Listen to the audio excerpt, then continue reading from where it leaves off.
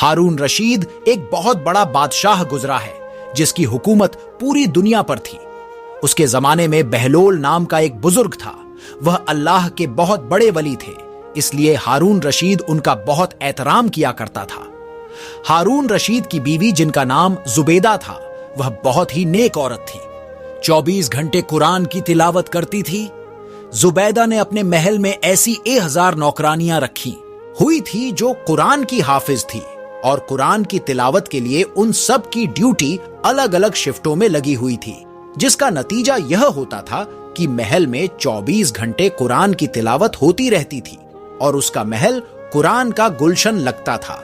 एक दिन की बात है कि हारून रशीद अपनी बीवी जुबैदा के साथ दरिया के किनारे टहल रहे थे। एक जगह बुजुर्ग दाना बहलोल को बैठे हुए देखा। देखते ही इसने सलाम किया तो बहलोल ने जवाब दिया। बहलोल उस वक्त मिट्टी का घरौंदा बना रहा था। हारून रशीद ने पूछा, क्या कर रहे हो? बहलोल ने जवाब दिया, रेत का घर बना रहा हूं। हारून रशीद ने पूछा, किसके लिए बना रहे हो? बहलोल ने जवाब दिया, जो इस घर को खरीदेगा मैं उसके लिए दुआ करूंगा कि अल्लाह ताला उसको जन्नत में घर अता फरमाए। हारून रशीद ने पूछा, इस घर की क्या कीमत है? बहलोल ने जवाब दिया, सिर्फ 1 दिनार। हारून रशीद ने सोचा, यह एक दीवाना है, ना जाने क्या बड़बड़ा रहा है, इसलिए इस बात पर ध्यान नहीं दिया और वह आगे बढ़ गया। इसके पीछे जुबैदा खातून आई। उन्होंने भी सलाम करके यही सवालात पूछे, क्या कर रहे हो? किसके लिए बना रहे हो? तो बहलोल ने फिर वही जवाब दिया, जो इस घर को खरीदेगा मैं उसके लिए दुआ करूंगा कि अल्लाह ताला उसको जन्नत में घर अता फरमाए। कीमत पूछने पर बहलोल ने 1 दिनार बताया तो जुबैदा ने 1 दिनार देकर कहा, मेरे लिए दुआ करना, और फिर वह आगे बढ़ गई। रात को जब हारून रशीद सोए तो उसने ख्वाब में जन्नत का हसीन मंजर देखा। खूबसूरत झरने, हरे भरे बाग और ऊंचे ऊंचे खुशनुमा महल भी थे, और उन महलों में एक महल ऐसा भी था जिस पर जुबैदा का नाम लिखा हुआ था। हारून रशीद ने सोचा कि मैं देखूं तो सही मेरी बीवी का घर कैसा है, लेकिन इससे पहले कि महल में दाखिल होता, महल के चौकीदार ने उसे रोक लिया। हारून रशीद ने कहा, इस महल पर मेरी बीवी का नाम लिखा है, यह मेरी बीवी का है, इसलिए मुझे अंदर जाना है। चौकीदार ने कहा, नहीं, यहां का कानून अलग है, यहां जिसका नाम होता है उसी को अंदर जाने की इजाजत होती है, इसके अलावा किसी और को नहीं।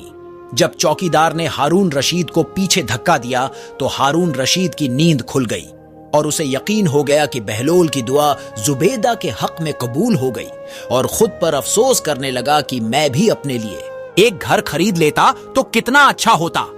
वह सारी रात इसी अफसोस में करवटें बदलता रहा।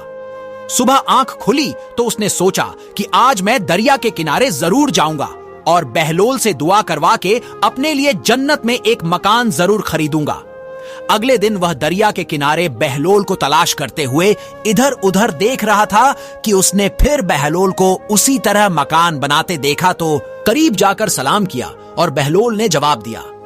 इसके बाद फिर वही सवालात शुरू हो गए। हारून रशीद ने पूछा, क्या कर रहे हो? बहलोल ने जवाब दिया, रेत में घर बना रहा हूं। हारून रशीद ने पूछा, किसके लिए बना रहे हो वह? बहलोल ने जवाब दिया, जो इस घर को खरीदेगा मैं उसके लिए दुआ करूंगा कि अल्लाह ताला उसको जन्नत में घर अता फरमाए।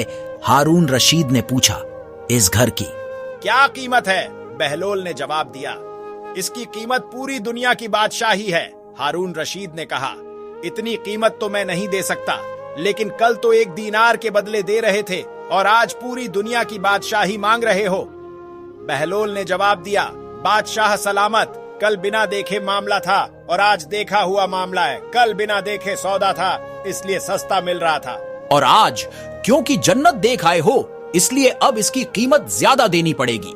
हमारी मिसाल ऐसी है कि आज हमने अल्लाह और उसके रसूल को बिना देखे माना था, इसलिए जन्नत बड़ी सस्ती है, लेकिन जब मौत के वक्त की आखिरत की निशानियां देख लेंगे तो उसके बाद उसकी कीमत अदा नहीं कर सकते। अल्लाह ताला हमको सही रास्ते पर चलने की तौफीक अता फरमाए, आमीन।